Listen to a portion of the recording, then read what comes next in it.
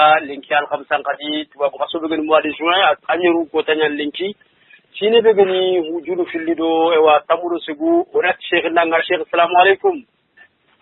wa alaykum assalam wa rahmatullahi wa barakatuh e wa tanjugora jatigini mo tora sunto ya alhamdulillah anu aksotun konchu murtanin konchu hakuni ne ya muslimin chukuni ne e wa hadu sumu kason kan kamugo alhamdulillah walla tiganna tora sunta jamanga yere walla tiga alhamdulillah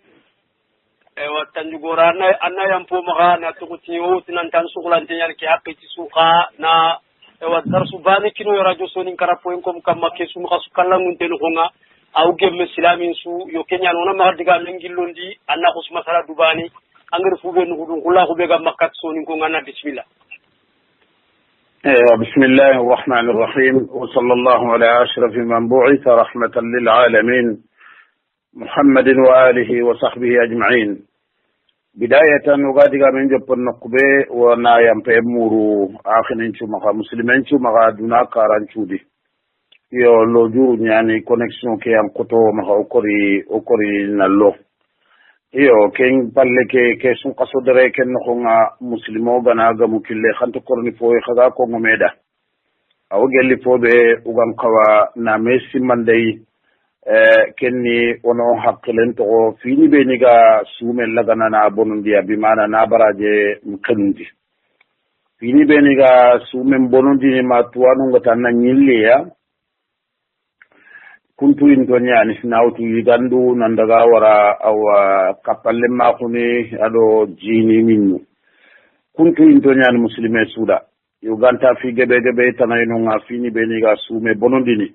ono haklen to ko onan du ko to ama firi harsa kampille bito dangi woro awa bitatam lagarun no nga ona du ko to ona alla nyaaga subhanahu wa ta'ala lagarna gollu kura godanga Allah ganna junubun qasari muslimin turan men muslimin le mesuda Allah ganna huwaga khallen ko e wala sumi dome yo bonundi ndano kukunga su funno ko ninga nene nyanga ba na muslimin ngolle bonundi wono hakkilon to ko nenunga wa shaytan gana hadamare men nene mutu aga nya duda sanga fo bane an ngollun su suwa bonundi wono hakkilen to ko nene nga tora beritin katta adam remmenga bawni Allah subhanahu wa ta'ala da ko nanti wama yalfizu min qawlin illa ladayhi raqibun atid nanti adam remmen ta diga men subaki raqinga anani korosinda ganta dambattenga korosinda ke abada hadrana nya nangara fo ko no wono ku asafene farendo ko sallallahu alaihi wasallam nanti wa hal yakubbu an-nas fi an-nar ala wujuhihim أو على مناخرهم إلا خصائد ألسنتهم فو يلا فوتنا أنه فنبغا سرهم بفين نيجيون كما جانا بنخون با ميسو من فتون كما باغا فتي نيني كيغا و بونو بيل دبرنمانا نيني فتي فو منيي يوغا ناري ناكفو أو فارنك حديثي تناغركو نانتي كومين الله ينانا ديغا ميغو أنا كم ديغا لماني anna ko anani diga me kega gemme allahi anda fa manke mangaji suwai anna diga sire ko kota yego androgo ko kenna diga lamane ya anna daraja khore ngabe kitati ken diga me lahara kem ko yana khadi ko mellai diga mun ti diga me ya alla ga bututi ken diga me ya anna nyantanga ju merone lew o maganche fende an kendrogo ko o sangana o gajata khana sere maganche fe na gare tifi sere na sere diga men jo fandi sere na sere bonondi ila akhirih anken nara go bataran cefe angado ko se fa khore fe an to o sangana mene ay on to so be mene ay katinin kallungoranya anani yam pagada bonondi anda bonondi khawanchonda anda bonondi soronda Allah subhanahu wa ta'ala na daga anken di tikenga janna be yimbe no khuma Allah ganno tanga ken khuma hadamaren me fini be no gati nan dan anna du tangiya fofo anda fama ngana kuru an kuru yake sire gantal nan jalgiti birman dan go kuru an kuru ye nya sire ni kenga so fo go ni sire no kube ni no ko haranga mi ko sire tan jalgini yo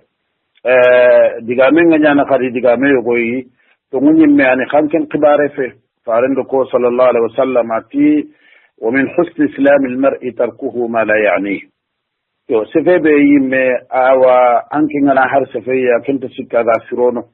anken cefe ke an ko nyimme sere hajum tadu anna ko sefano kondi angana kuru ken cefe ayana gam pasamunta yo serenna awa ncefe awa sefebe anani anta tuwa humuru nutay haju sunta ndangana tay anna ken cefe ga to ononga ayana gam pasamunta yo sefebe yimme agana hari muhimmanga ay faydanga ya siringani kagana ko fata ado afaidanga ko mi aga nyime bane na wara nan dangai aya na gam pasangun ta sefebe gana rage sefebe gan to warene hara gana ni to munya gana ni ku suna nene nga toro be ni tin kataka da mare menye hada mare me annan dur khoto anna tuwa nanti safunga ay gan telin Allah da sirenna langan den telin Allah da subhanahu wa ta'ala haranna dabang langa haramun kinyan faramaranna haramare me langa faranna jama langa faranna sir kirkiren te to honko anna langa ken kama nganya mo sudan be anna tunti alla farende ko ananti laysa almu'minu bi ta'ani wala bi la'ani mu'minin pati serbe ga to kusurun cufa sufana do funga katin kundwa kati manya ma mu'mini be ga langa dinya inda serbe to ko ta nati alla ga nabi jahannabai kunta daga na muslimen da nene nga kunya na fini be ni ga sere ngai gambi findi ni jahannaba ya anga nyaka me salla na anga nyaka me sumana anto hube ne ga ron kan ko nga bada al khawd fil batil anga masala nga fini nyaita fini be ni wa igantalin Allah da subhanahu wa ta'ala ko fasin tampini wala kummen di khawaro Allah ga ko sallallahu alaihi wasallam nanti inna a'zama an-nasi khataya yawm al-qiyamah aktharuhum khawdan fil batil soroncu serebe gani lahara ko da gan koto soroncu ya junubu kenne serebe ga khube ne daiman do battaran ci fo nya batte ante gilli battaran ci fe no ko abada ante gilli gare no ko abada magan ci fenden kanu kundunya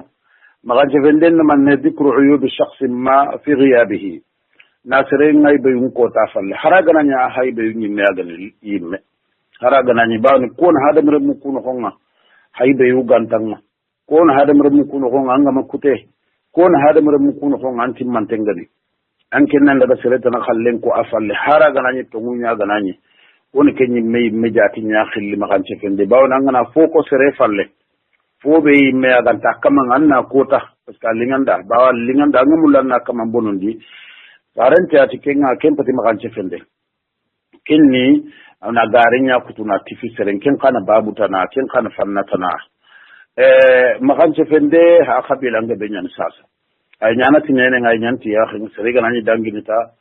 annanya khen karakati yogoy anna yogo ko bonci kattay anna awa message kay yogoy ay nyana tu whatsapp ninga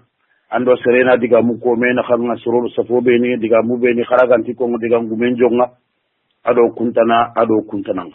Allah do khiru qur'an nan to da ya ayyuhalladhina amanu jitanibu kaseeran min adh-dhann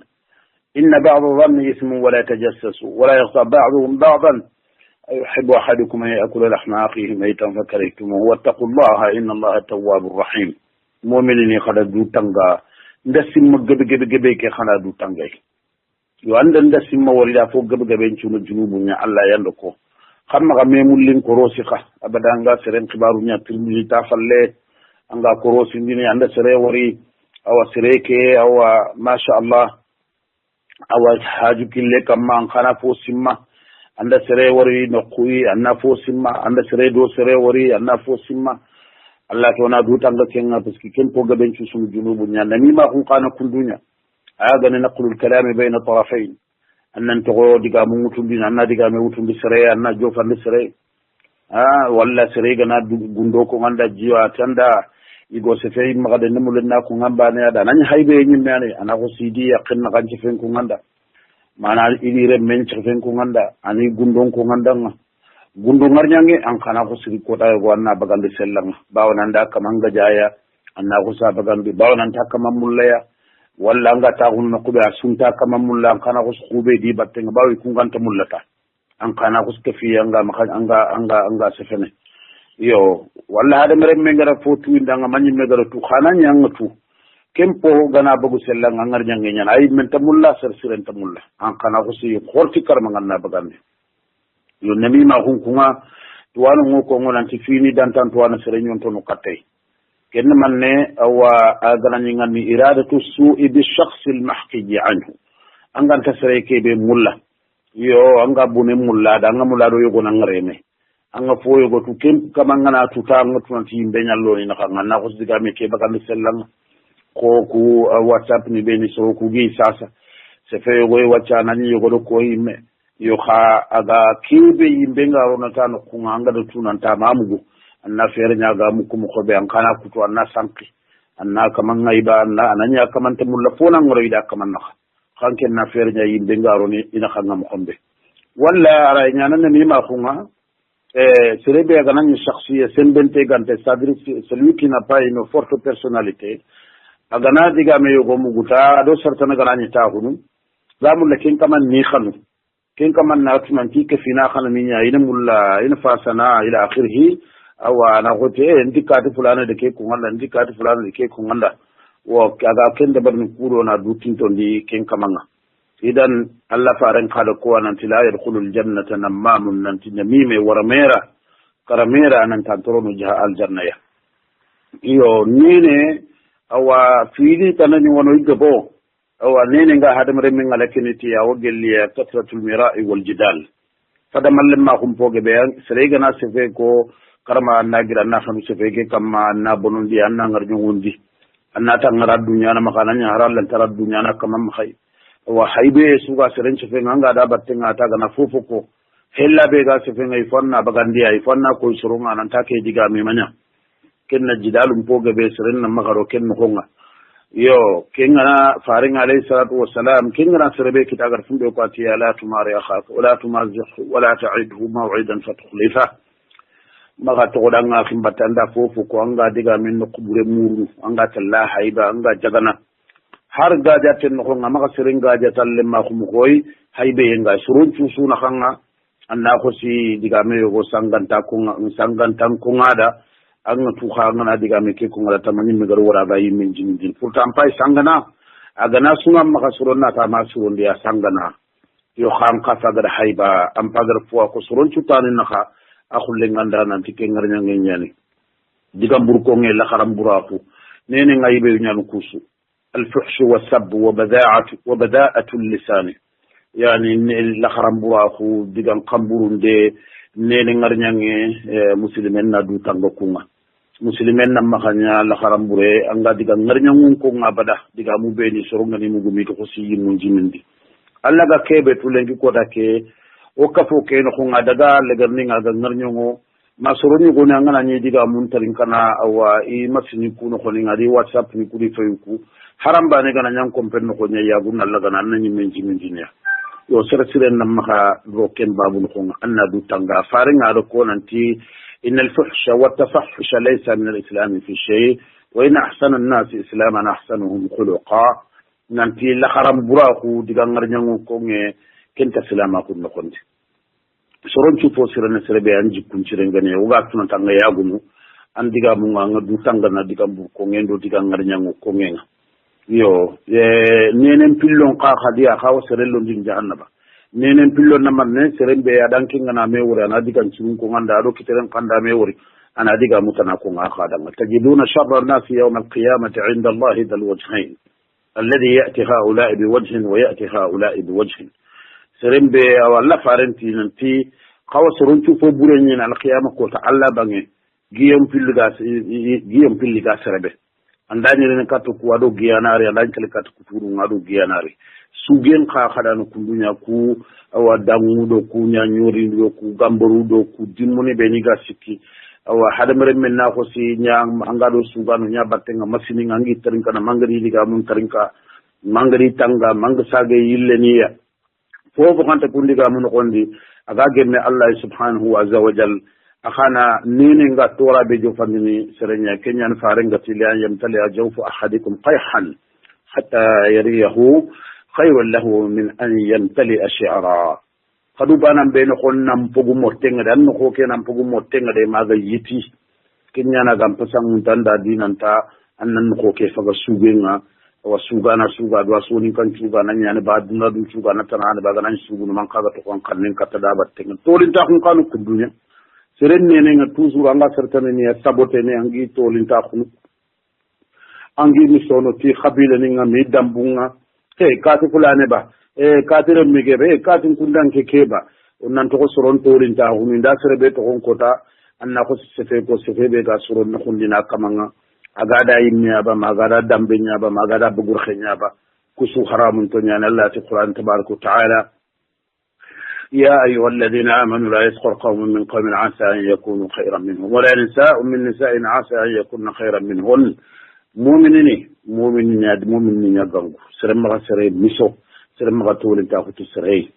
أرأينا نانغا كيبي ميسو نانغا تولن تاخو تكيبا أيام قصرنا يغري ميسو أرأينا يغري كيبي ميسو يغري كيبي ميسو أيام قصري خمغا مي كبونتي خمغا مي يخون كرا ميدانغا سرين نمغا خدي seringa awa fasqa ku khasen to ngaro na kamma sere suga dangi sino ko yogoy ko tayo go lemina ko ngala fo burga be bari akhaso em palla khoro em palla siro kha anna ko siri ko dal he kati fulane wa anna fo khas ngar nyange ko aga dangi tay an ka dangi ta me fo khas ngar nyange gebe yo kusunu nenen toronya walla ke ngante al madhul kadib seren nan to seren ti gana garen kamma ammen tay yande anyam paso an qabilan tu ammen takakangan de am pabre mun so ammen ti yana de awa ila akhirih an kan garenya ko ngoka walla na saram fasikh laga na ti ga sarasin kamma anna mu'mini fasikh laga na jakki mu'minin kamma bawna de godo filikina ko bango jaru ku nga bakenga fasikh khore ko na drogu ngaga na burunkinanga ana gol burunde bare ana burunkinanga na jakki anna tiga anken tagara gana nanti kenan lan kutana nyagar na buru kubeni kafme adalla ya kuta gari kafme agadin qaku bakiya khanna khusati ga Allah kamma aganya Allah da kutana ay mukobe an ka ganya ngaken da tiga ndana an kanya Allah da kutana ngaken mo gondambe bundo sankin den kun dunya ada mare me suga de malla garo bundo khalifa anya kekebe ga makan kompe bundo nyana ndana Allah mu kube na ngadi sara bundo nyana ndina khangi bundo nintu anga anta kalle mangundon tu anga anta kalle mangundon tu ando kibe ga golnya nga do me anga gundon tu an kenna nya anga na fofo suwori anga kono anga na fofo tu anga kono anga na fumbe mugu anga kono ahramun tenyan kesu nenen to ranya sun kasong no ko nga serenga ranya sumi anga ma dutanga kusu Allah ya nyala na sumi dulle na laga dakun na laga anya kinga junga nga na wasi jofene yankina ha junga nga na wasi jofene khandur du na bugu sun kasong ando har baraji banen te bakke wa'adul kadibin khanukum bi nene nga toro be nirtina o gelliya seren nan to ko khannu ga na tanga garen ko nan seren min ngir kede baranta khade barni angana ga he kati aga na tiye fo be de baranta khanna fa anta de barni muslimin ta khawa kundal wa'adul kadib min afat al-lisan akafini nene nga masibo ni be ni jofandini awasurunga farin alayhi salatu wassalam أدمنا كونت ثلاث من كنا فيه فهو منافق إذا حدث كذب وإذا وعد أخلفه وإذا أتمن خان جسفيني سكي أمر كونغ رسولتا نينم بيلو نيالي ديغام بيلو كونغانا نياني منافقين سربي غنا ديغام تايغاتني كي غير فوفو كار كارنياكو سربي ندا خاندو لغا تايغاتنا ندا فانكل لغا ناوا أنت دبرني سربي غنا غنا فو خليفة أنا أبونو جانا جامبي كينغا نيانا بوري كينغا نيا غوندو كينغا نيا فوفو سودامبي أو kembere geta faran serbe gana nya kundunya su muna akamana munafiqi khalafintenya gare ana famu angana ni diga mun nan gara do nan kuna ku khasu sunu tora nya nenen toro nya no kusu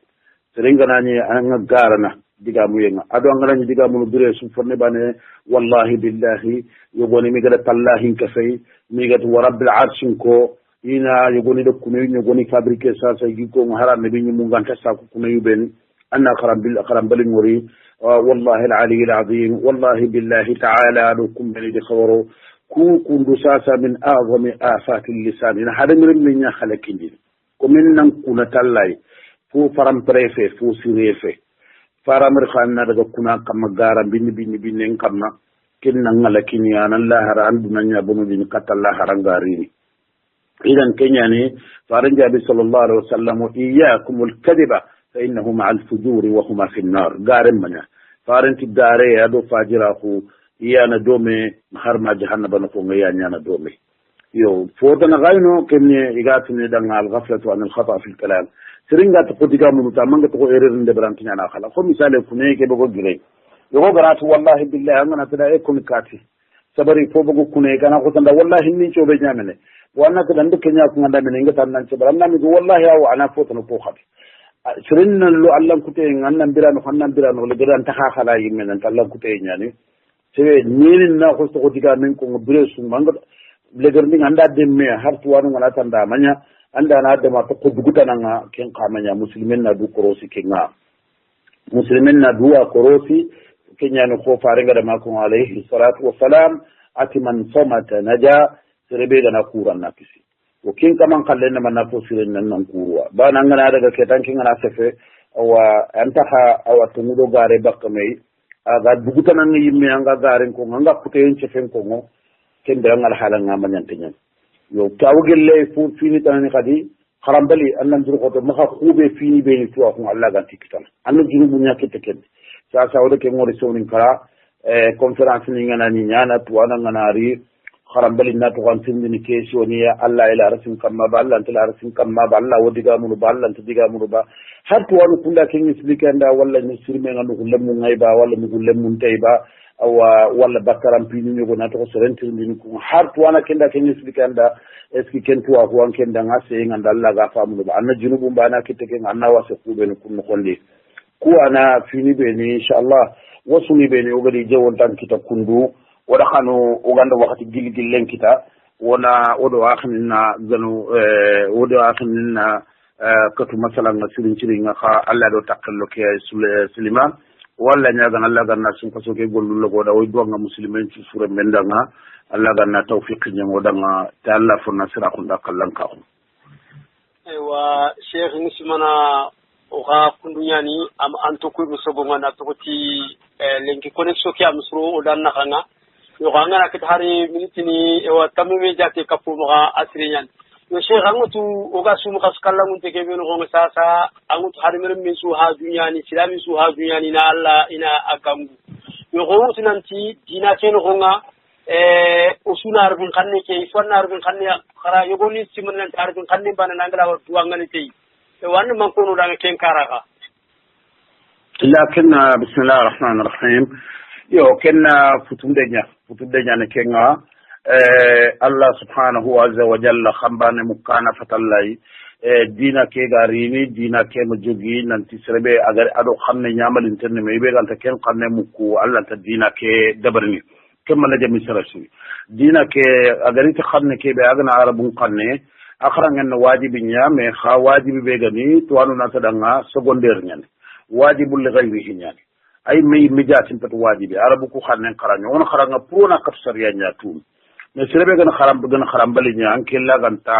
arabin khanne ko non ta fosire do fobure ko ngem khotu alla khiri tan khannenga soni kan khanne ke yimen khonga anda famu anna al akhiri bawno fay soronya kumana khair khor nga ke wakati no khonga khasu ke bi to tamin khonga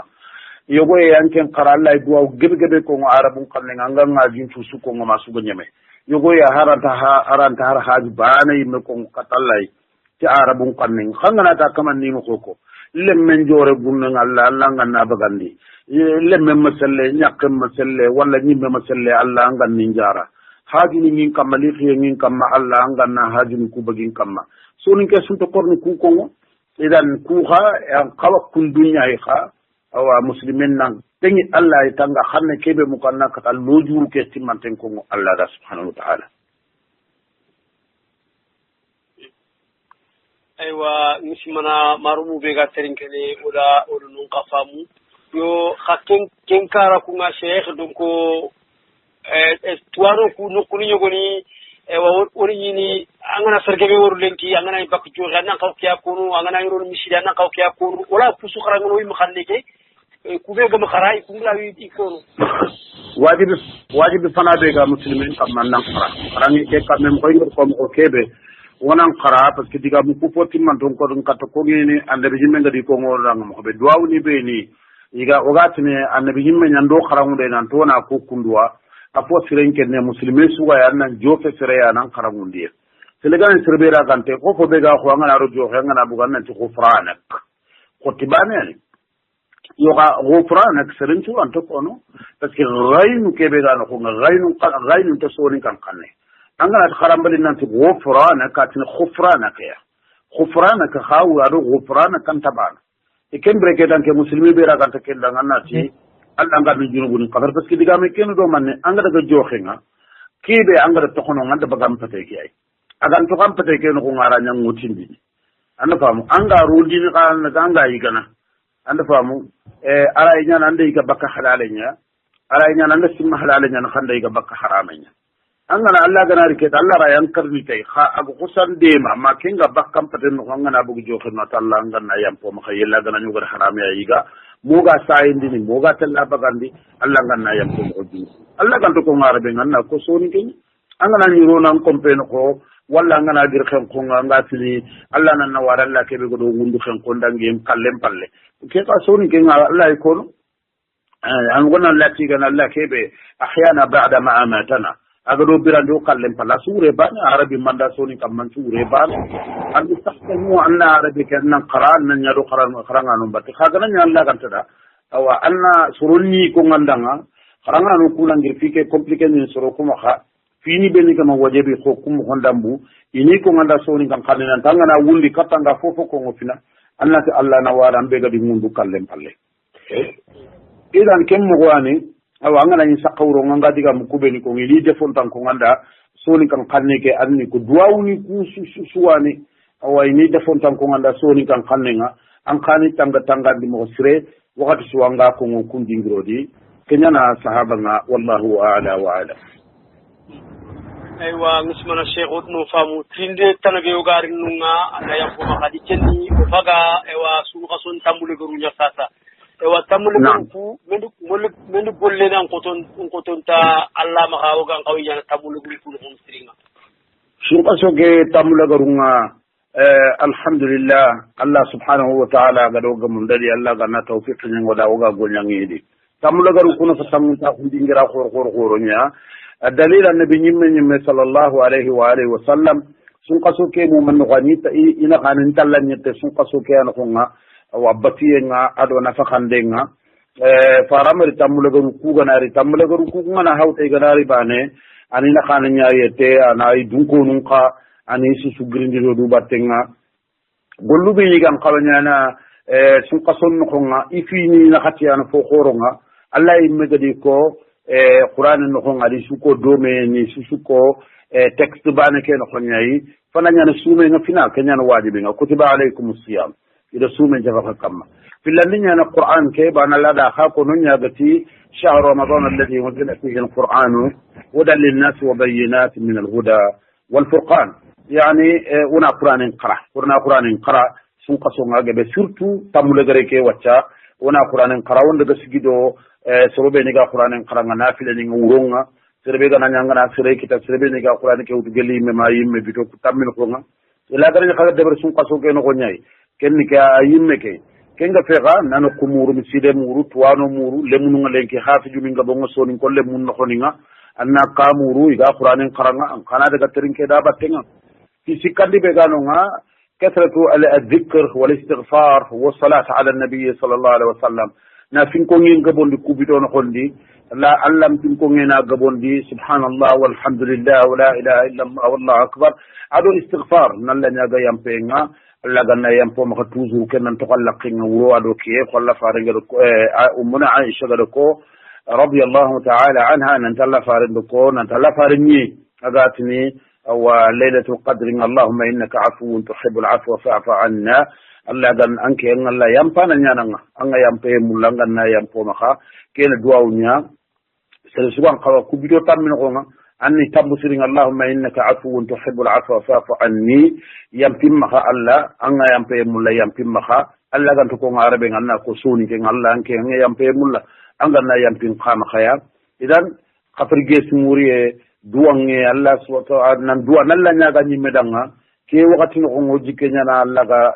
gollu duwangu lagana bu ko men Allah nyaga subhanahu wa ta'ala haji suga nganna wutu katalla ke wakati di wa lailatul qadr ke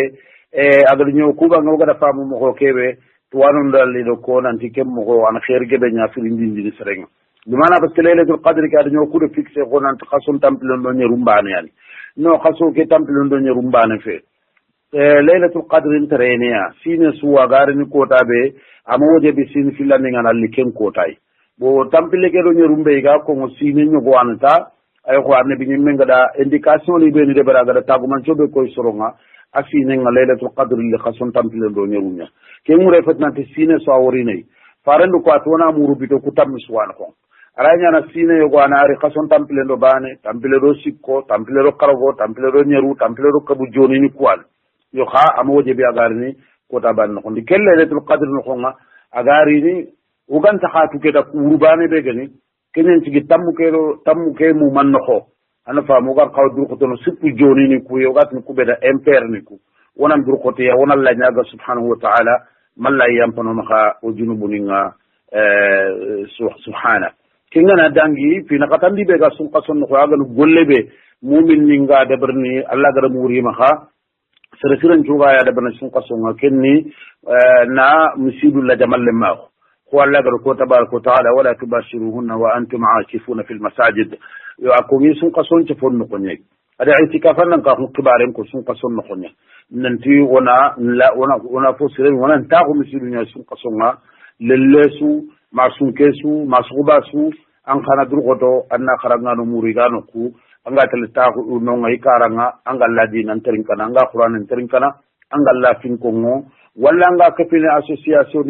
association ni bene sun kasonga na riga juhdu ni ndebarni iga sorom puturindi ni mi ga gollu ndebarni gollu be ga sun kason no ni sorom maka an kana durgoto na participer kenga kenna nya sababu ya ko ta songa tele misire nga haraga nanya iga tinya ka association nganya na dabuni boyni manya na tabul ninga mundini manya na dingran cella na katsoro ngari ni anna feran kenya sun kasunga nari ando awa miside nga yetini may mokhombeya conference ni beni ga dabari ni tafsir ndano beni ga tagu ni ga tafsir din kawanda no be ga kawaldi ni anna dugo to anna no kumuru an kana malino sun kaso ke gella ga naro magam bugu an kado kunga gili dome andi ga xenne dome wallahu a'la wa a'lam aywa cheikh nismana asu sere sube ga terin ken sa sawur ken qafamu nako nan marum dango fay directing ki di wakso ta wacha odo okhra mogo ustad cheikh maja ko tanjigora ayano magay leki ewa onati oku bangere minu ndangiti minute bare keta awre noro aljuman ko nga ewa trinde go ma cheikh ko to ganar tamula go ko xaru sibelu do salle ta xabar nya ke salle ga aro sallu ko sunti bana o tinanti sunta sun salle ewa minna mudu ka xibare nga ñaxatini no nga and man ko no ewa salle ki xawgan ogan fa salle ki ñana mo xobe ado minna mudu ko xibare minna mudu ko xibare nga to sina su de babana yo be finna soni kara problème ñani ki ngi ndaro de babe no ko de ba ken ta kala ay ko gello ko sar e kitrege de bankor kala sa fe xibare de bankor kala yo xarambal ni ka fonu ku dunya toujours de banta ñamene ko kanda hara ko aga qura ga labe awa an intaka to qotwanu naha yana har kharambal min qani raqallay bo deba kenya ci deba kena ko kala na ko kala parce que kharambal min ngadi raqallay min amudu ko fini be ngi ko ngi min amude na farlanya ko aga sabati awa hadith ngam ko be min amude farlanya ni anna anka allemu anya ku wado sere sugal liken kamma haraga nanya khidmandano nyame alo juru fu kanya su masarano wala kume akhini ili kenganya kamma sami min amude mbagandi o min amude ke kunga awojebi ni sonko da lagare ki ngana khenwa khaykala serenda nga anna prepare anna gamundi anna bagandi bito sikki akane a partir de bito sikki akane anna bagande njopa kudo lagana nyanga mulana jofe fongume ngana kat fosiro no duitay basu tay ha anta wajebi nga ngana bagandi kundu yella ngana karasu kat salle ngari na nyana nda sadaka nyala khara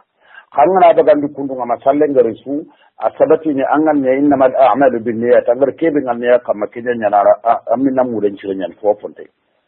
minna muden qadi maqsadu nyane wurenya ne pour na miskina ni ngala dulle mbagi eten kota donc dan dulle mbaka serenga taga ko be igana to dulle mbaka serena tanken na ko imposer aga galinga danga kenya na ga madinga da kempe ay ko kemre ke Allah ga kite ke kara farenga to ko ma sallallahu alaihi wasallam ay ko faida min taga kenya ga ta wure ya ta farento na nya kundu haro kan tela fitta wala hada mina mudu awa jamanu nyogoni ona khalsi make baganda yam parce que jamanu nyogoni wara baganda ni ko jamanu mo honga ka fumbe ga Europe ni do kuntana o susubireti do no wayno mo kontu angana yilli funtu kin sere mangana mar funtu kin sere yanda toro parce que magande yillete ligaga magandi wecce ya magandi ya ada filane kadi yilli funtu ga sorenti fo ya ganta maka suwate lijur mi kompen karanye idan kin kuma ken de ba khay finna no nga me sahaba fitken sahaba ngani kebe surunga kebe raga duna fana tay angana awa pun kadi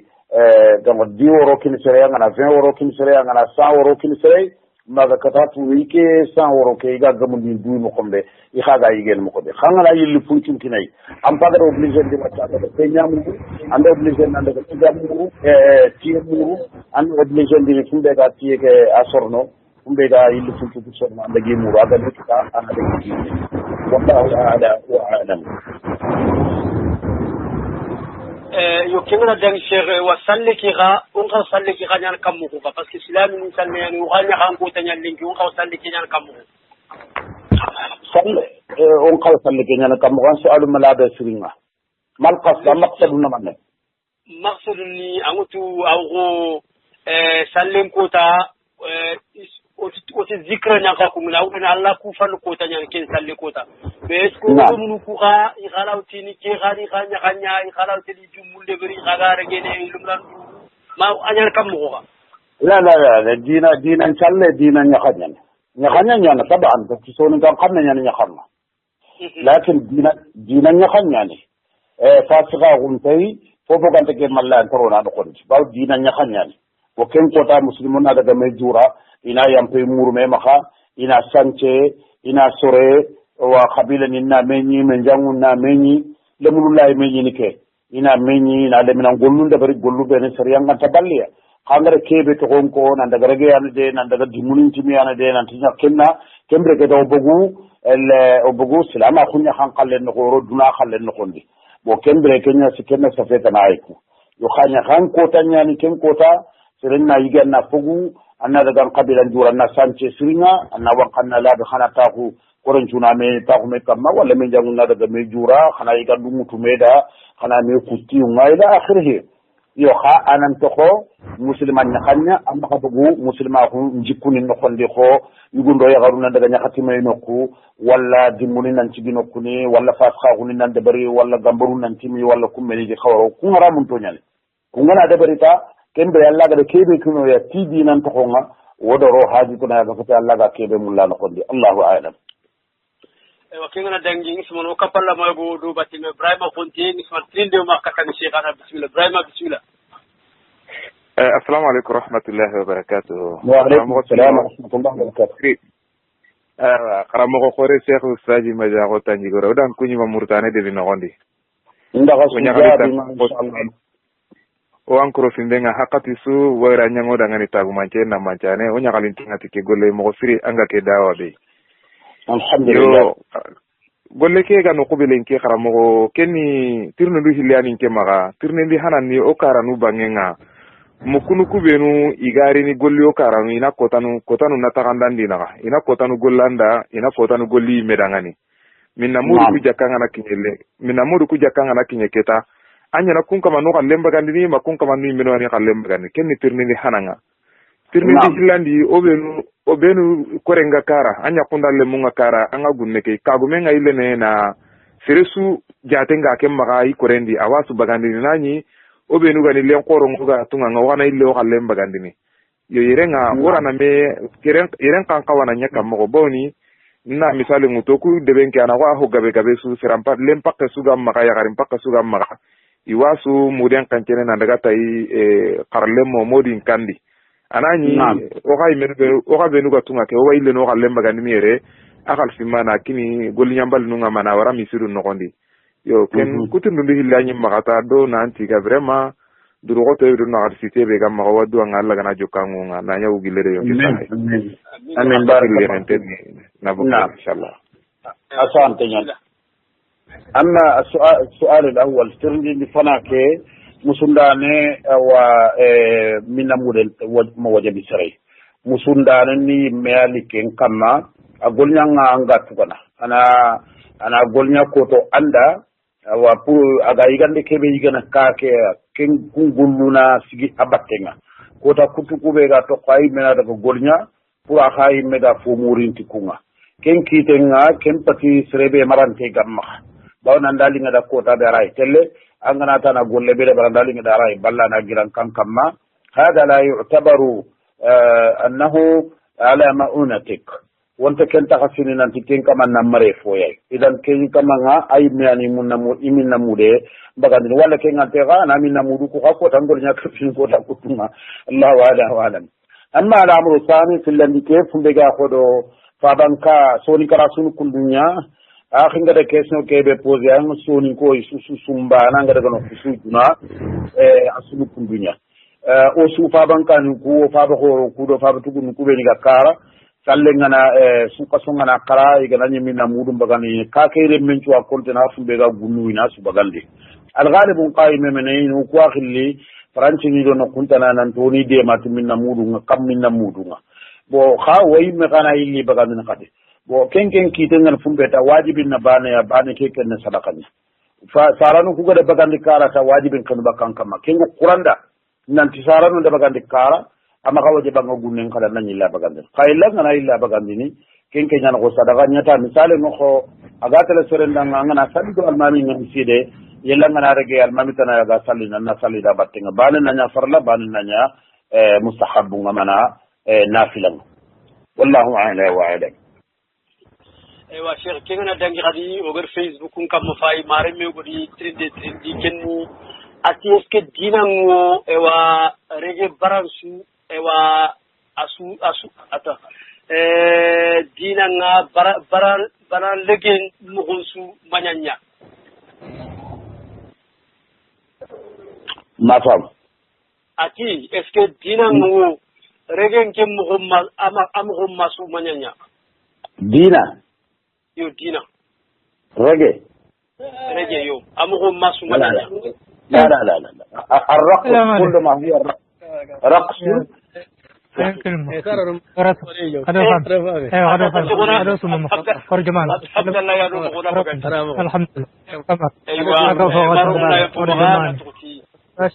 Abdallah Kamara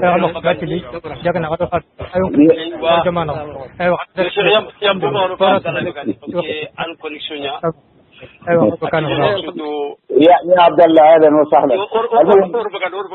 ور عبد الله ايوه خرب قد اسرو يا شيخ بسم الله شيخ كيف جابين لنا فمبه نانت دينا رجي وقت فمبه رجي رقصوا انو ne sunta do daga tegal dina nokondi parce que na hada mere men patni hada in fata nyonko ime hada mere me jonga mo ko sunta illa ga fatina jarabi sal ita khabe regen qabila sutu anagamu nga jage ndo rege tabana anagamu hada mere men du yonko yinyo ni to khoni tar ni giya ga fata rege fobe to on ngene rege nya do di munya na do me ado fata nyonko de nya do me ado na ko sere an do me كل انواع الرقص في علم لا تجوز ذكر رجل قبيله سو أنت تلا سريع كأنه قل إلا ما كمان أنا فوقهم إن أنا مبينتو. يو شيخ فريم بوروري ننتي كم سالو كميني كنا نقول نحن كميني كنا نجا هارون بارو. يا أخي بارك الله فيك رجل تلا سريع نقول يا غروكوغا كيف سودة برني. نعم. أنترون عنga فوقونه هذا يكون تبريرا للباطل لا يجوز. yagarunga dagida ina dufu nintimi jinda mundo kuntana wa khoti sallu iga takhunu wala kumbendi khawra anga de rege mbe to konko awre gen hada mere men nangiri anan cigi aga du yonko no katti me hada mere metana kiya to kon rege nga anta kala sharia no kon aywa kiya yo mare tanu kille ko na mare mi mare assalamu alaikum allo mare mi be ga telefon assalamu alaikum الو عليكم السلام استاذ نعم الحمد لله كوباني انتني بانيو تراوري بسم الله شيخ ترونغا ngajo la mu malini bondo kendi mando sakai gwa gulni me kama usidalante kalenki bondon ko nan tu kubito siki bondon ko o gana dugu ta golle nga saro singa o ga yankani golle yankandi atiti bo o salle mo ndini quoi aw sume mo ndini sume haga wankini o ga wankina ta o sume mo ndini parce que o wa hono man kita do yankete batenga bondon ken kani bo sume le ti pamni ya war sheikh fa jabi tarore السلام عليكم وعلى كل حال إن كان خرمبل تنبيكا من ينعم تخرمبل نيجي خانو خونا خوي خرمبل نيجون خونا مخمبه سيربي نيجا دا تورا نيميرو دينا كي كم مساسا خرمبل نيكوان باوني فتوى ندبرني توا خونتي مخاي فوان كيه فو سنتين مدام كيكي مقابلة انتابنا نيمان كيكا كيكي مكو waaye go bangi ga tin kambu jo sade wa lelle ngana ma kambu jo sade khayra lakinga angala ni saljiri ngana lakken no pak jiya kinga man tal jin kutu kambu jo sade nanti solli khayga nak kenya na salli kenya na sumen kutuba nanti wanki andali nganda ngana bora na kati sanenge ya akhi fo fontai to hundun ko nun kunno ku wanki enta harbane torno sumei walla nanti ko mangara horoma kebe kita Allah matina tanna du yanga katati sume de iga tanna sumi fofo ga hormare tina an cembinga to kam khaya anga de berde nan tay ge nan tammi mi ando ya garante kefini sariya makaba daga sa usura wunno honga wank daga sa ugala sin karanga be kinga nan mi ale sene peut-être après mais sariya ke harbani konke na ngan ko nan ni ngan ko nan la ko kuju sariya maharbani ko kudi idan nan na tunan tando kebe ga diga mun kundu ara nyana watu ku ganta maka yo sura ko gu ma wakati nyogoni erere dogo kitani ribarenga kenni awga simana sura kunyane donc wodi nan to c'est pas vrai o kubeni khabeni ga france khay ken to kasi ganni nga france ya sura kunyama ni tino dang france ni nyeke so binte nyane ba onda sali no sallun taragel sura kunyanya ko ngana te biyerim petal kolu dolo fe am harami sura kubeni gani sura karambel ni kwan kembre wa manyo ga tuna te karambel ni nyane ko yo mo ko ke wallahi wa ala aywa trawre wadan antin ne kyali ewa trawre ngang sunur jabi buba trawre bismillah oy assalamu alaikum wa alaikum salam trawre wa alaikum salam wa rahmatullah ayo oy modin kuin tanjigora marhaban bikum marhaban angaram wonu gwan ko mudere ngiyani trawre aywa marhaba kharam ko trawre tanjigora bismillah iyo angedre rege kebe ko est ce que nyakanka rege nkefine yaba par exemple na yesreng na yebe kebe jigi ya habibi ndike yakatu bak sliman laqen durenu rege nke kabila ci sariyan ko nga kwana suran de nanda duna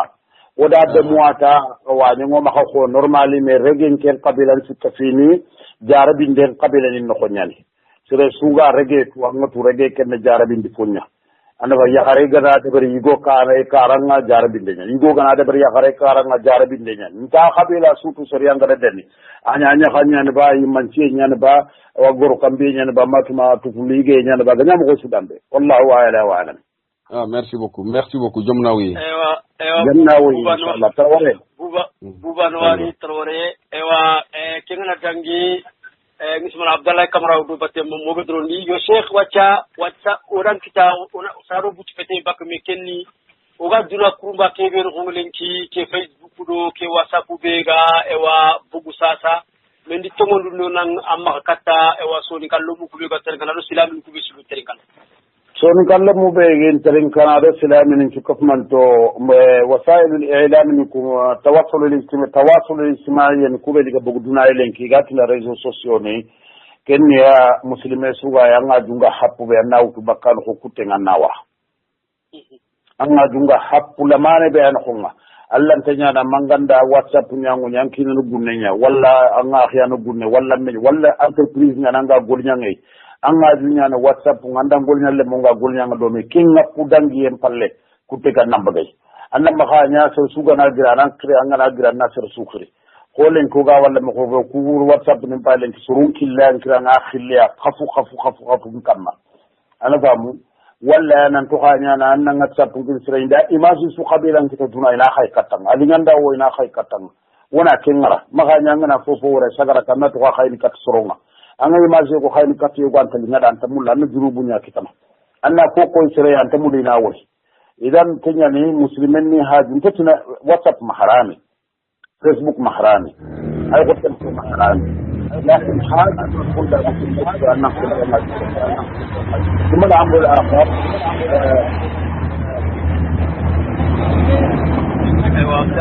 عبد الله فرمنا نمبر من فاكر سبو شيخ ترونا ترين دغه محله ترين شيخنا كمبرونا ونمبر دو شيخنا جوكيدو دغامي بتا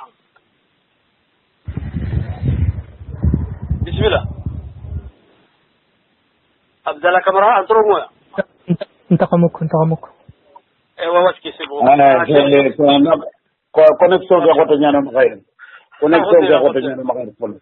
ewa cheikh bismillah réseaux sociaux ni aha yo réseaux sociaux ni ke be mala nyamu la nan tengi yagaru kubanga ina qawaina fini dan tan to ngamu la nan tengi musulmo ngoti kunga fanan tengi ni yagaru nyama silandi ke tengi na suwa fana ke be ga tengi yagaru nga yagaren na tu nanti igatini khalwa ngaramun tanyana wali go do wali yagare bana na nyanu haramun tanyani be ayron whatsapp ni kuno koni parce que ando serebe ga message khayni me yanki nan ta khala sur sunta khara yang gara yenyan ay ko telephone ku yimme ni seren nan telefo anki nan ta khala ti dan kunya idan qata ila akhirih anki na kan ta khala ron khalwan babu bi mana yang gara yigondo wali go ya khara yang gara yenya donc an nan aklen to ko kuma mana ya khara ni haklen to kuma leminen ka anna tunan ta maîtrise no duna c'est-à-dire yogati ko la la jeunesse conscience be kam ma duna fadiye be kam ma duna ma kinyere xey go fara mala nakatu gare do to mu bakame kenya fa surunga kiranga awa americain inti wa alman inti anani ta har khancha hante ne muku yi meli guru ku muslimo ku re muku na xalenki iga fausse information ni kam ni sank ni gana fofo wori donc annan du khoto annam bogu kunno ko ni ngay foto be nga ko kenya telephone whatsapp ngo Allah ga qaida ni be ni kino suratul nur no ko nga istidanu qaida ni angana ni sere ka na folla kan konko aga mangu nyanna wara ona kum pratique whatsapp ni kudo moyen d'information ni ku maka ta ko sere ni telephone na katu haraga man ni wanna katu nanti a khaye whatsapp ngaden khaya khinyide adi message qaraya ne de amin jabiya ne de ila akhirih kenyan ko khawya ko yugo ay fulmane parce que hada mere me amna yugo waraga whatsapp no anu gollita na whatsapp ke no ko nga WhatsApp ke na ko sa signalé nan tay WhatsApp no wanke na raga ko nan ta fa ta ko katan ke kalle ke banya to ambala ko yogo nan ken kai ay ko seringa na sirin ka Allah ti angana sirin ka angana fulla na mahrok ma fulla kin danya ngaro no fulla ke danya ndenya fa ke wacca anna kan fungra ga sunan sirin ka man ke to yeli ke khen khniya ba yeli ke wankiniya ba yeli ke salliniya ba yeli ke ro sirin gunda na ba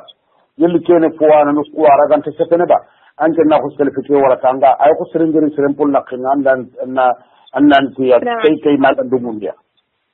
cheikhuna sigil fol man mare me wodo khirgil naqshatu wa murtani kita wa mare me salam alaykum wa alaykum assalam wa rahmatullah wa taqulu jam ramat tijan mariga naqshatu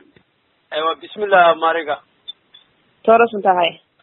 cheikh ma jaxu toro alhamdulillah wallahi bana subhanahu wa ta'ala الله فيك لك فلك تكوين ان شاء الله وصولا نمو ما شاء الله ان كان تكوين كيسيو يعني مغا akata haisa whatsapp nugo khibaru nyani aywa o joni ku rangor haisa sa bacci ngundango kanya wajanda no yiro tireran kundango yo sakana o joni go kitana ti lenki ti enni nahila ki haqqan anna qul wallahi ki haqqi anna inna anzarna baraki haqqi lahi kenya fatam pancentun andani asaba kenya dai na'am question ta kata salli yayi salli man salli anna salli hanan tadi for example anna naqasin den dabari anna kawata qabla kata yo ammun wanda salam dabari ke asahana kanya aywa bismillah alhamdulillah ya question fana gere agada tirindi kello na bid'a nin category no konya imana sallu ku ben soronga di sigindi yogon yaati tenengin ko dal ne ke salli jata salli nan ke soran jata ko no mi gatima angana kende ber sanna fare ngori aw talata kiyani araba kiyani kullu dhalika bid'atun lam yathbut shay'un min dhalika min kitabin aw min sunnah fofun to kudi aga sabati Allah dina kedi subhanahu wa ta'ala komin kan Allah batu talla ga kebe ran kittenya do fare ngel kebe ran kittenga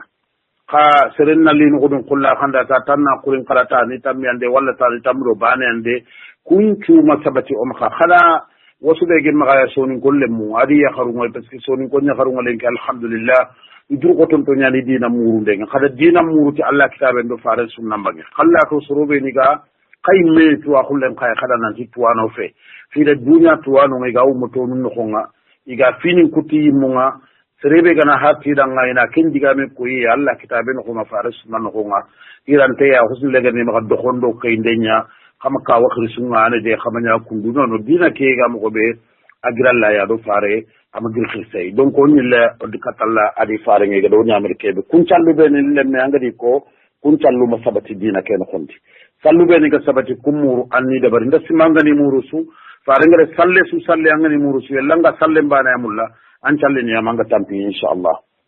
o gana girke nga da assalamu alaikum yem kane illa ganani ko serbe ganani angana hasindi angan kawanna sujudu salam nya da bari an kusumu guan assalamu alaikum anna sujudu da bari assalamu alaikum yem palle parce que amatu nanti naam yo sheikh daga kama terinke fonna sheikh daga amatu watni kebe da qabla amatu ke watni kebe da sujudu qabla salam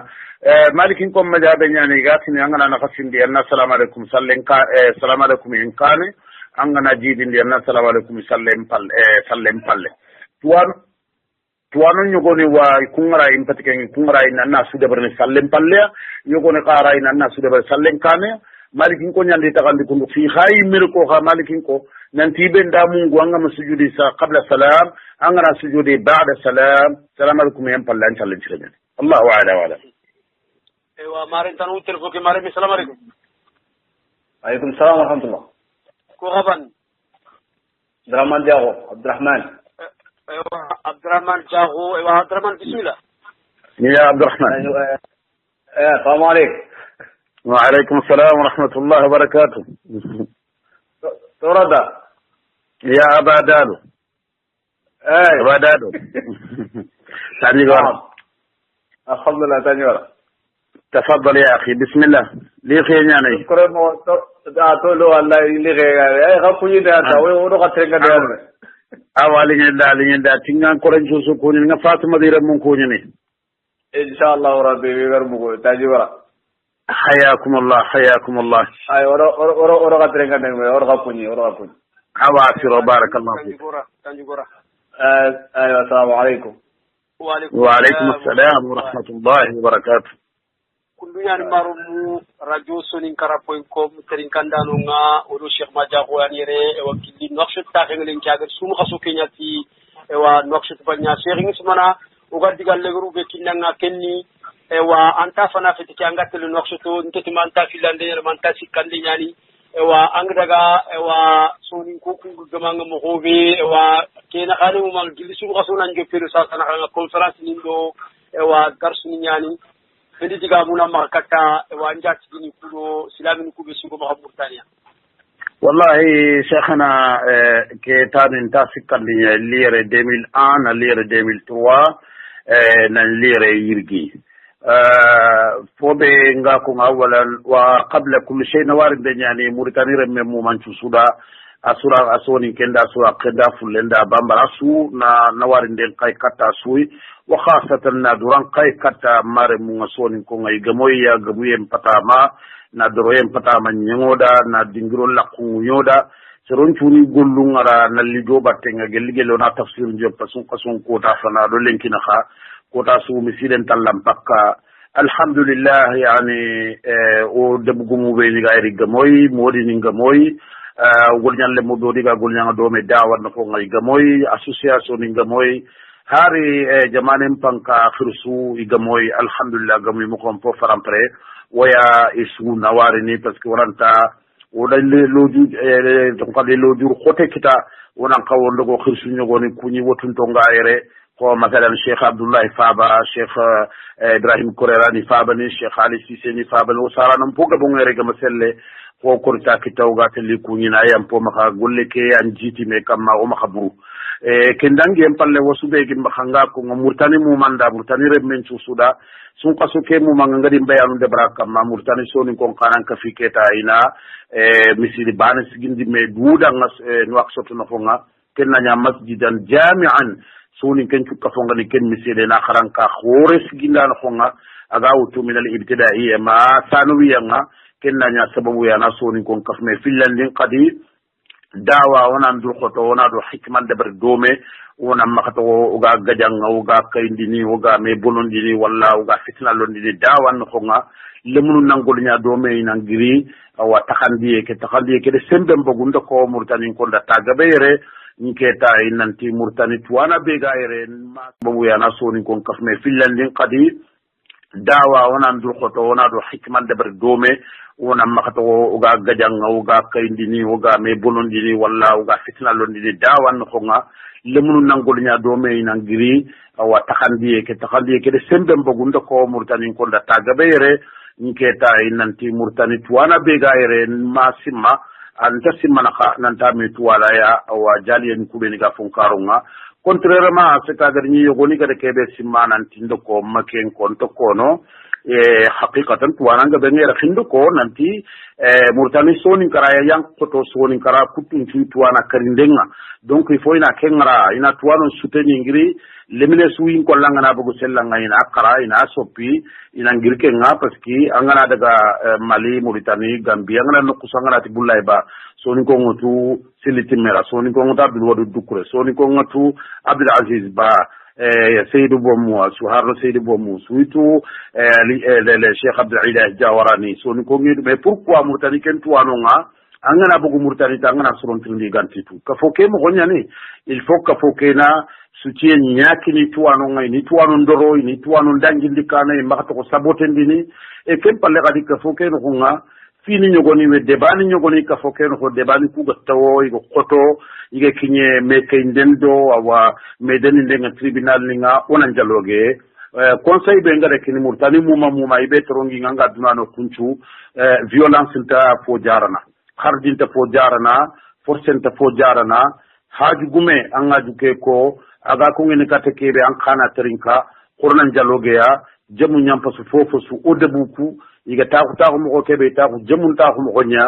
ka bono awre fati tonu ngundon tana ko tonu ngunduna ngal ko nga o gre serebe ni toro khorni trinka adanya lemina aga ya gara aga na ko me aga na sere su dambe aga to danga birebe khadi to ko ta ko na trinka o da na masala ona sulhu ni ndabari ona fay ona buguro ko muru am pasu duna suga ta hunu ga dukku ona daga ona jo fere khaya wala iyadu billah foronga jokhini wala sumpuni nga kutini debunga krene o malla jaga kenga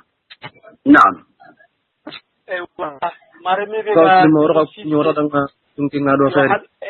hadul trinke folle manne mare me go 06 bismillah 58 oui allo assalamu alaykum wa rahmatullahi wa barakatuh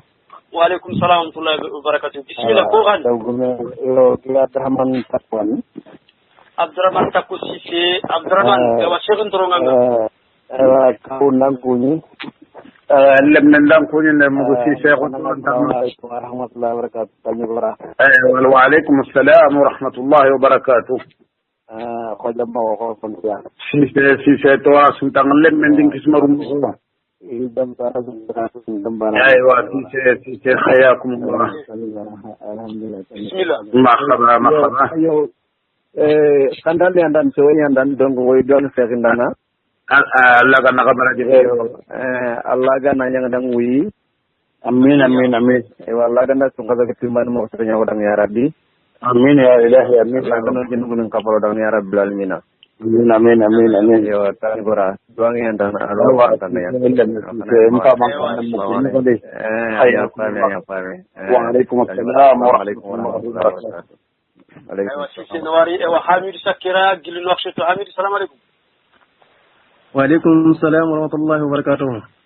ايوه سكيرا بسم الله كتي كنت غامي باك سيرينغا بسم الله جوي والله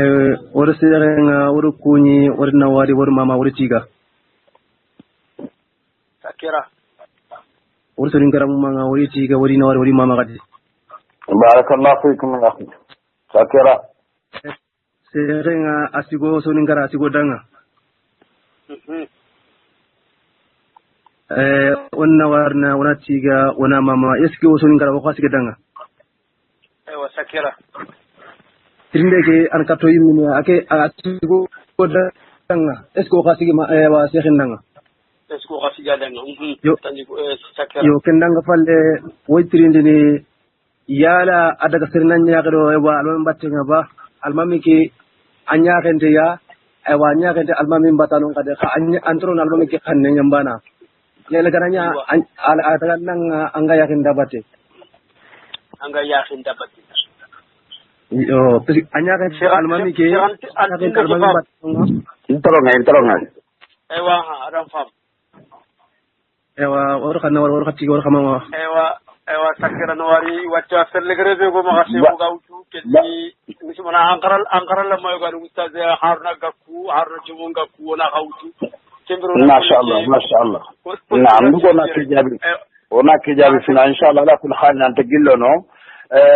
selebe gana nyanga do jama batte anga berabe no ko nga kenga kafini miside be hurumi mbattenga haraga na nyanya ke gantan rami nganta fotoro no antro nga xamne nga bana sirenyani xangana du to ko kutana ko ngan kan no ngantro nga micro ni nga miside nga manga saka ngantro nga micro ni nganta tele na nya khdo almami batte xagana ñu ko miside gor nya na bu jamanya gabe ne buru angano ko anya khanta sere me khantro nga micro ni nga xanun kontene ko fini miside ngurmi ni nya batte nga ada gandanga na nya khada batte xagana nya ngalo kutana su ko na du to kan ka man chaka ma bedda man kulateta awanan tintro ngal mami ngante tele mi kuranga daga kuti ga kuranga na kuti ga nyana kam ko parce que nya ga tasere yan tron tal mami naam wallahu a'lam Cheikh kebe ga so indi yogandu ba ko nanti ke ga ta ko wara bu so ti ya ga khutuba ko ni istila salli di ba ti juma ko ta kenya yo wala naam naam kon zonga kuti da do saudi ana ga mata ga nyana mo ko ustaz harna ga ku adu khara fa bal ka be tira ana ya po credit nyano ga dre atoda ngam si rubana do khala jo alka bismillah ustaz harna شيخنا الفاضل السلام عليكم. وعليكم السلام ورحمة الله وبركاته شيخنا الشيخ الفاضل أمغو نالتي كنا جاكو غطورا تما تاني قرا الحمد لله قرر لما أمغو تورا سنتيا جاكو جاكو حياكم الله ويدو أنغا خرا من تبوننا هرنا نما أمين يا رب أمين يا ربي الله كنا يا بمغا امين يا ربي امين ايوا تايو كونتي كيكي فو نيامولونا ديغام يوا بوسانغا موسري ويري ساسا خانا كانان كونغا bo fitina bega o maka nyenya kan kama sasa hada preke be o namulo ora digam kenya kama fonne nam way ko wani megaro ko ko be fankirante fitina nyamana na burante mono fo yimeran ta ko nan jologe nam yo geli desio ga xama ke nga xadar desio be wuta xatne ma ko nyamulo na fonne ko kenyay wallahi gakku ala nyana ferge be toro nga intantu Cheikh Silima kuno ku gida goro nya ko do Mamadou Janna Timmerani jaaji gori ni sambay sagumane ni kuwani talbo goro ngoma ka kungani kembro kula manu mashallah Allah tin kuwando mara yo ala kulli halin amatu soni ko no ko nananti lemina nyanta na lemina nyanta turenta jerntenta bato to kana ko ren ngatu angara ke question be poser da ko wakati nyame wa kimba ne hataji ne émission moanya na masala kam position no maka position be ga ke ga tuano be ni tu kursu be ni tu saha ken kholenki kenni wonni jama ya tan kana igana pre wakati su dialogue no nu o ku prento nyani tanyaram ay tam pre ya ko filisu ina duye nanti ke khibar ni ran tanya menati gadang ran tanya menati fank gumaran tanya mana aray nyana wa yuguni ga simana nanti pre ga telemana ku ke be nda simma ugana ni non daga no so anta sorge be ni ta kuni battendi alla ga no tango kendi donc o khami ya tarinkana kenya no ga sefani da nanti hada jalogunda bere forum masala birende gana duye fulla kunni ndengi ga tutwano nda furinda no nda khinsunda khado be ma oga genne mo khobe duna ma kori technique ntenye men duna surolla ga suronta suronde gerunde bera palle suronde ta kundi dili ngondi suronde mo konta ko me na fasardu komba ni nyana me jamanun ka me legari ta kunu wana masala nangamu donc ko fara mer ka kumbe o mo kinye kelle xe o suwana ka bane sumpu bane ko an debu bane ko ani awa o gana le fiya o ga gemme ya bane man nin debari ma man nin ko mi ara ga tasron har bane o butu ata wode me ka andin kan danka anda fo ko ngi anda fo ko anda o suudo tunante hakkilanta golle fe bane sunyi li falle onda kinye kelle xe tuwanu ngo soni karan keegi to an ken harno da ko angitu certain angitu kungana wore fo kan Allah dunga en kam maga sironwa jalogo ninna da barbi idinillah antanya no fone ken koni fone fe yo ha tuwanu kun kon prento nyani yo ha katanga tinanga tele wore soro kananga tele ta hangi gamudi i menam pre atina gemme ke kenya ni wallahu ala wala mujiken qaye fa naam o tumul telephone number turu sheikh na agam seroya yo onana kata fa bal ka ba yatira wa bismillah aywa assalamu alaikum wa alaikum assalam wa rahmatullahi wa barakatuh yatira بسم الله مجاهو نعم يا ترى تاني غوراند الحمد لله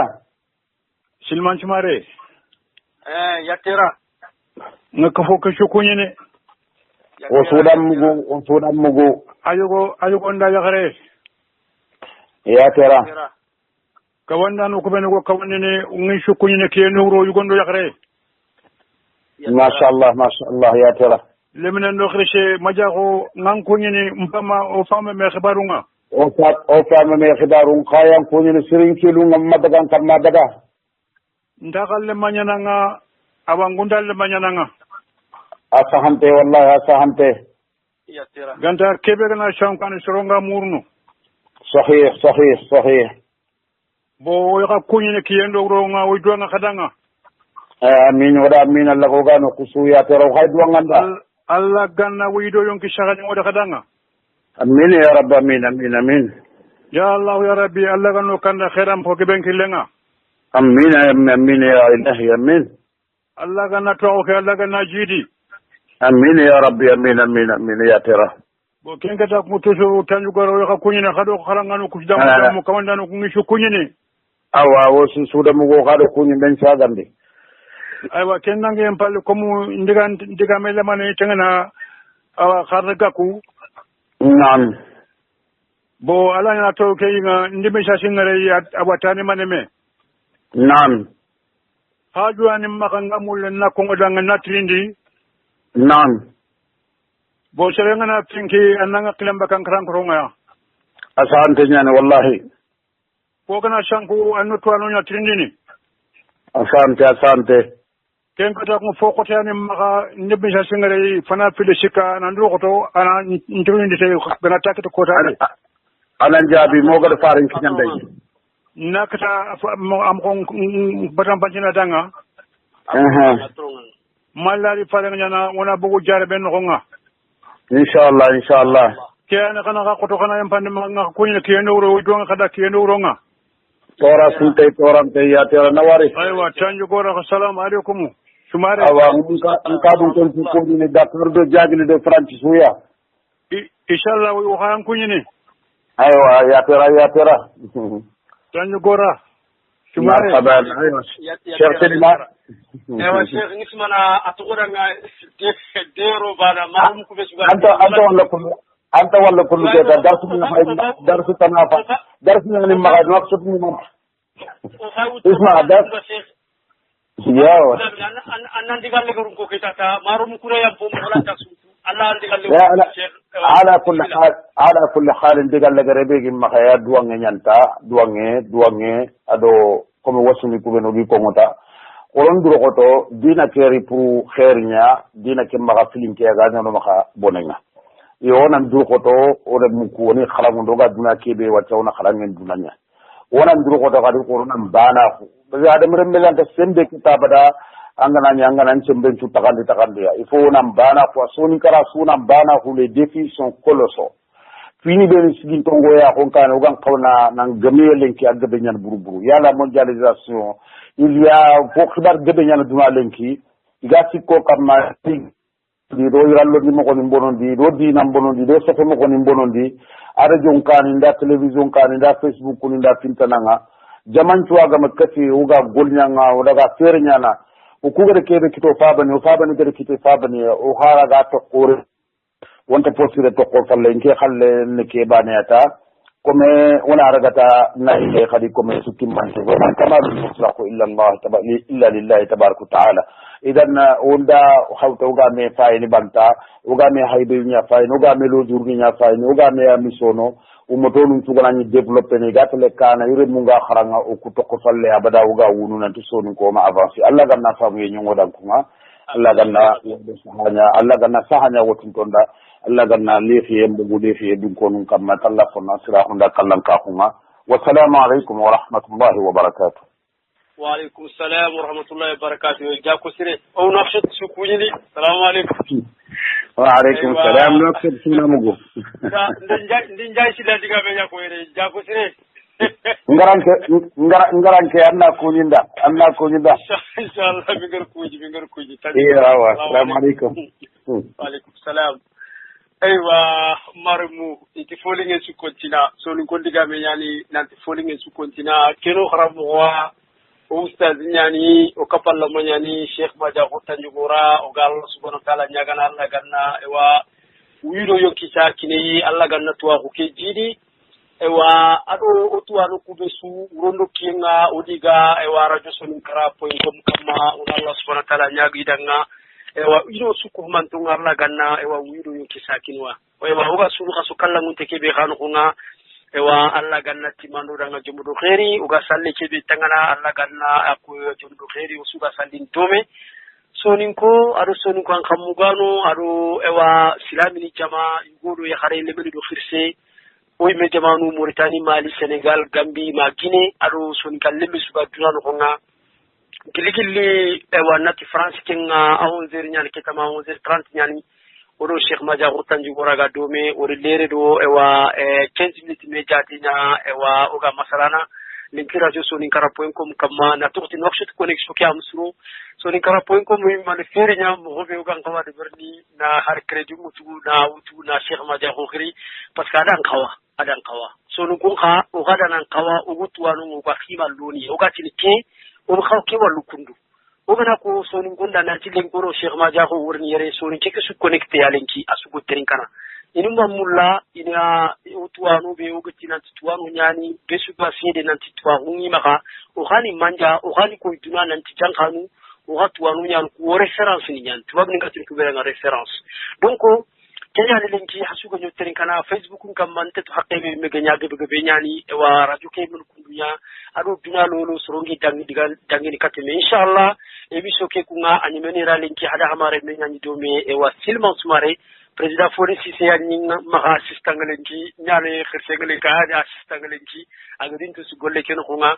kube bi xirindi adu kebe su gado xirigi kuro kitta maru mu hana yam po ma toti tagebe mu nyoma hawt cheikh ngadi su mu rasu ka sarjante yan buru nga faga garsu nya faga ku no xutun xunga cha aga kuru kin suru ngadi e wo wo ke kundu yo kenyani inshallah we mi soke mogadi